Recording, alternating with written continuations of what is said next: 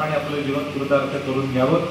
यथामती झालेली सेवा पंढरीश परमात्म्याच्या चरणी, माऊली ज्ञानोबा तुकोबारायांच्या चरणी, सद्गुरू गुरुनाथ महाराजांच्या वैकुंठवासी महाराजांच्या चरणी अर्पण करतो।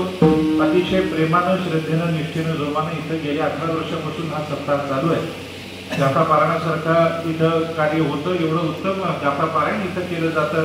त्याच्यानंतर सगळेच जे जे संप्रदायाचे नियम आहेत ते इथे पाळले जातात। काकडा होतो, गाथा पारायण होतं, हरिपाठ होतं, त्याच्यानंतर हरिकीर्तन होतं, जागर होतं।